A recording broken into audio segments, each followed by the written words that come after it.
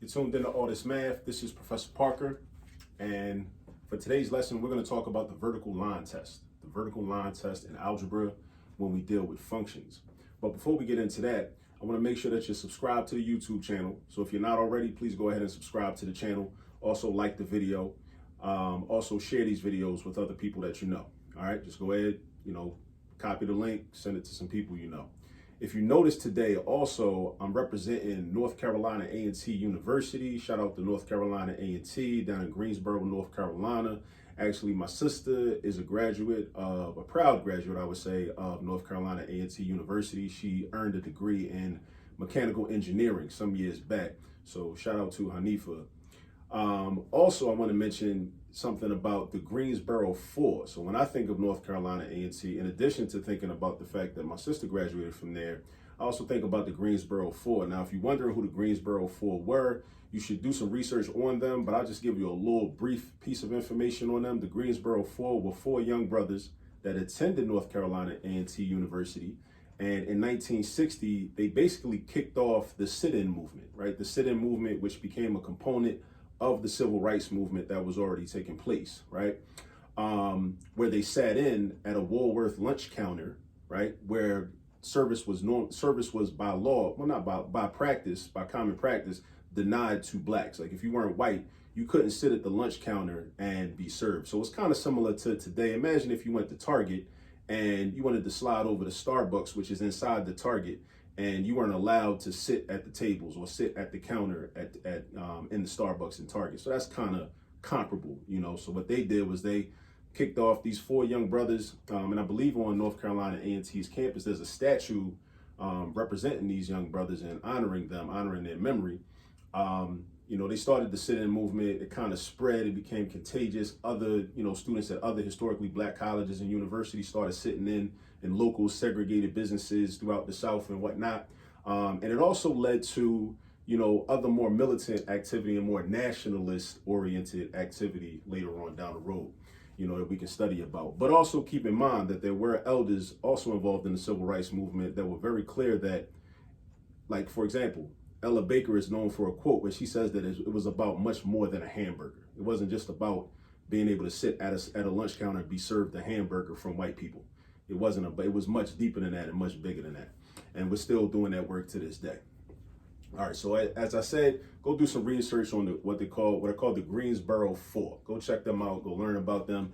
And if you're a parent watching this video, do some research yourself and talk to your children about the Greensboro 4 so they can know what tradition that they are part of. All right, now for the lesson.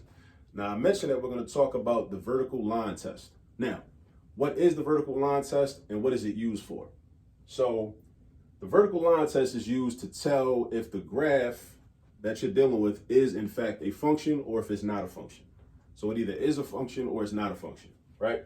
Because everything is not a function, right? It could be just a relation, meaning a relationship between X and Y values on an XY coordinate plane like we have, right? And I got 4 different examples. I got example A, example B, example C, and example D right here, right? And all of these graphs look different. They're like different shapes, right? So what we do is we use what's called the vertical line test to tell if it's in fact a function. Now, this is how the vertical line test works. You look on your paper, or you look on the board, or you look on the computer screen, wherever your work is, right? Or wherever your graph is that you're looking at. And if you can take a pencil or a pen and draw a vertical line anywhere on that graph, and if that line that you draw touches the graph in more than one place, then that means it is not a function, or that means it fails the vertical line test, right? Now, if you draw a vertical line and it's only possible to touch that graph in one place, then that means it passes the vertical line test, meaning that it is in fact a function. So let's look at choice A. So if I drew a vertical line from here straight down, I'm going to touch the graph like right about there, and I'm going to keep going. That vertical line will never touch that graph again, never. But what if I drew a vertical line over here? Straight down, straight down, straight down. I touch it there. I'm never going to touch that graph again, right? So this, in fact, is a function, right? Because look, if I drew a vertical line, boom. It's only going to touch it in one place, no matter where I draw a vertical line. no matter where you draw the vertical line. It's that, and any vertical line will only touch that graph, which is this diagonal line right here drawn in black. It will only touch it in one place. Therefore, this is a function. So it says identify the functions. So A is a function. I'm going to put a check mark right there. Now let's look at choice B. Now with choice B, right, this goes, look at this, shaped like an S, right? But it's going to go on forever. So imagine it went on forever, right? Imagine it looked like this. Let me do something. Let me switch it up a little bit. So let's say it went on forever like that, right? And then it went on forever like that, right? And I draw my vertical line to do the vertical line test, right? What if I drew a vertical line right here? It only touches it in one place, right? So you might think that, oh, well, it passes the vertical line test, but actually it doesn't. Because remember, the vertical line test is about possibility, right? Is it possible that anywhere on that graph, will a vertical line touch the graph in more than one place? Now, if I draw the vertical line right here, it's only going to touch it in one place. But what if I draw a vertical line right here? Look at that. It hits it right there, and right there. Hits it 3 times. Hits it 3 times. 3 is more than 1.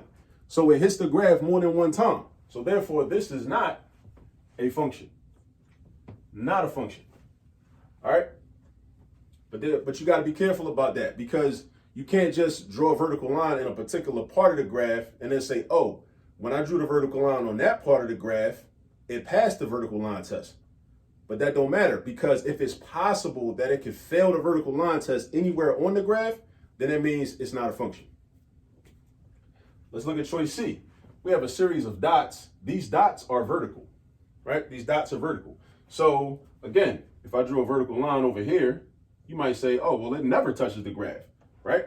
But if I draw a vertical line over here like this, it hits every dot. It hits every point. So 1, 2, 3, 4, 5, 6. It hits in 6 places. Like when you draw a vertical line, it hits it in multiple places. So this also fails the vertical line test. So this is not a function. Then let's go to choice D. If I draw a vertical line right here,